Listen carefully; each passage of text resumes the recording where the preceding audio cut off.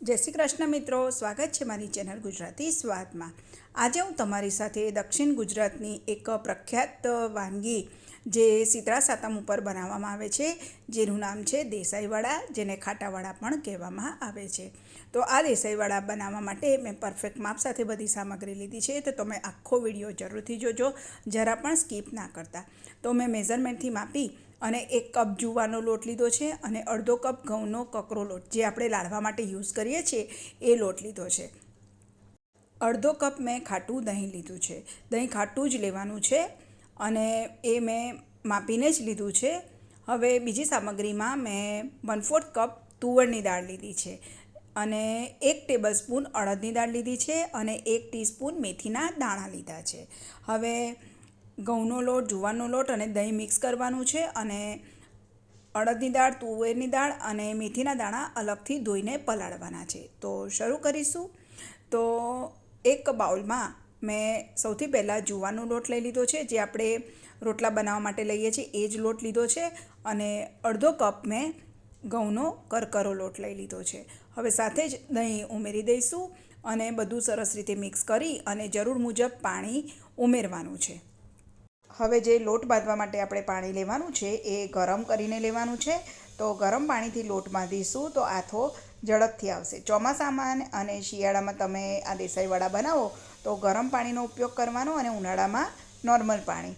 તો અત્યારે મેં પાણી ગરમ કરી દીધું છે અને 1 કપ જેટલું મેં પાણી લીધું છે અને થોડું થોડું પાણી લઈને જ લોટ પલાળવાનો છે અને લોટ કઠણ જ રાખવાનો છે, કેમ કે આપણે આ લોટને આથો આવવા દેવાનો છે। તો આથો આવ્યા પછી આ લોટ થોડો ઢીલો પડશે, તો આ રીતે થોડું થોડું પાણી લઈ અને લોટ પલાળી દઈશું।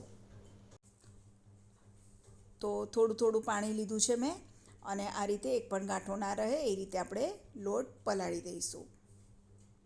આ દેસાઈવડા 3 થી 4 દિવસ સુધી બગડતા નથી। આ રીતે મેં કઠણ લોટ બાંધી દીધો છે અને હવે ઢાંકણ ઢાંકી અને 5 થી 6 કલાક માટે આથો લાવવા માટે મૂકી દઈશું। ઉનાળામાં 4 કલાકમાં આથો આવી જશે અને શિયાળો અને ચોમાસામાં 5 થી 6 કલાક થાય છે। તો હું ઢાંકણ ઢાંકી અને 5 થી 6 કલાક માટે મૂકી દઈશ। તો આ રીતનો મેં લોટ બાંધ્યો છે અને જે મેં 1 કપ પાણી લીધું હતું એમાંથી આટલું પાણી બચી ગયું છે, 2-3 ચમચી જેટલું। અને હવે ઢાંકણ ઢાંકી અને 5 થી 6 કલાક માટે એને સાઈડમાં મૂકી દઈશું। હવે દાળ જે આપણે લીધી છે એને પણ પલાળી દેવાની છે। તો મેં 1/4 કપ તુવરની દાળ, 1 ટેબલસ્પૂન અડદની દાળ અને 1 ટીસ્પૂન જે મેથીના દાણા લીધા છે એને 3 થી 4 વખત પાણીથી ધોઈ લેવાનું છે અને ત્યાર પછી એને પણ 5 થી 6 કલાક માટે પલળવા દેવાની છે અને દાળ બધું જ 5 થી 6 કલાક માટે આપણે પલળવા માટે મૂકી દઈશું। તો 5 થી 6 કલાક પછી એમાં આથો પણ સરસ આવી જશે અને દાળ પણ સરસ પલળી જશે। તો 6 કલાક થઈ ગયા છે અને આપણે જે લોટ પલાળ્યો હતો એ પણ સરસ પલળી ગયો છે અને તમે જોઈ શકો છો એકદમ સરસ જાળીદાર થઈ ગયો છે અને આથો સરસ આવી ગયો છે અને લોટ થોડો ઢીલો પણ થયો છે, તમે જોઈ શકો છો। તો એક વખત આ રીતે મિક્સ કરી દઈશ। તો જે દાળ પલાળી છે એમાંથી પણ પાણી નિતારી અને એને પીસી દેવાની છે। તો 6 કલાક પછી દાળ અને મેથીના દાણા સરસ રીતે પલળી ગયા છે, તમે જોઈ શકો છો। તો હવે હું પાણી નિતારી અને મિક્સર જારમાં પીસી લઈશ।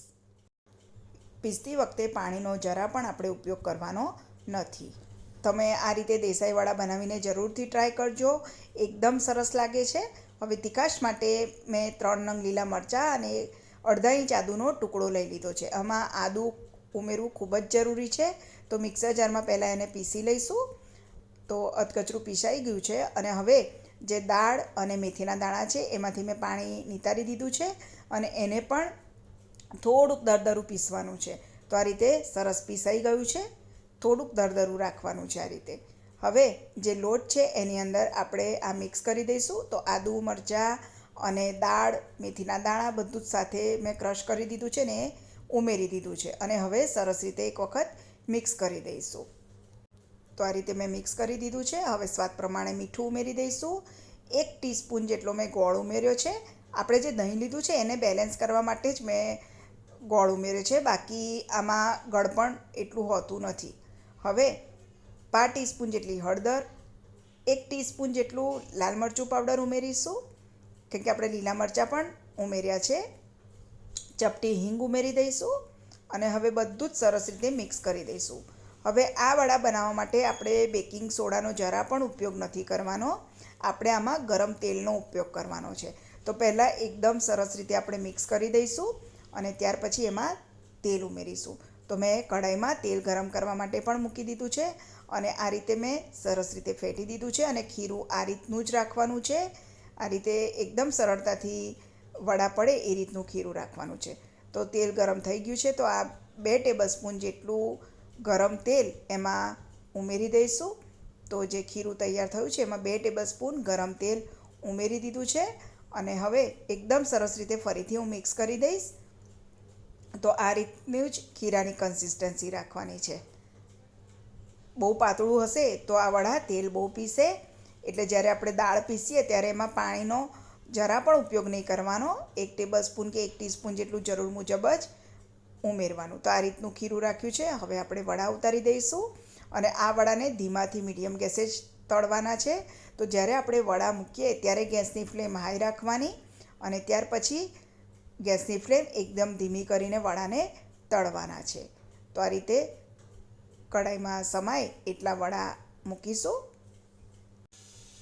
અને વડા મુકાઈ જાય પછી ગેસની ફ્લેમ ધીમી કરી દઈશું અને પલટાવીને એને ગોલ્ડન બ્રાઉન કલરના થાય ત્યાં સુધી તળવાના છે. તો એકદમ ટેસ્ટી આ વડા બને છે અને 3 થી 4 દિવસ સુધી બગડતા નથી. તમે મારી આ રેસીપી આ શીતળા સાતમ ઉપર ટ્રાય કરી જોજો અને તમને આ રેસીપી પસંદ આવે તો મારા આ વિડીયોને લાઇક અને શેર કરજો તથા મારી ચેનલને સબસ્ક્રાઈબ કરજો. તો એકદમ ટેસ્ટી એવા દેસાઈ વડા બની રહ્યા છે. સુગંધ પણ ખૂબ સરસ આવી રહી છે. તો વડા તળાઈ ગયા છે, તમે જોઈ શકો છો કેટલો સરસ કલર આવ્યો છે. તો હવે હું એને સર્વિંગ પ્લેટમાં લઈ લઈશ અને બાકીના વડા પણ હું આ જ રીતે બનાવી દઈશ. તો તૈયાર છે ખાટા વડા, જેને દેસાઈ વડા પણ કહેવામાં આવે છે.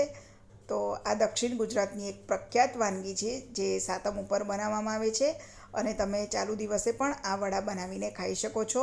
એકદમ જાળીદાર અને એકદમ સરસ વડા બન્યા છે, તમે જોઈ શકો છો.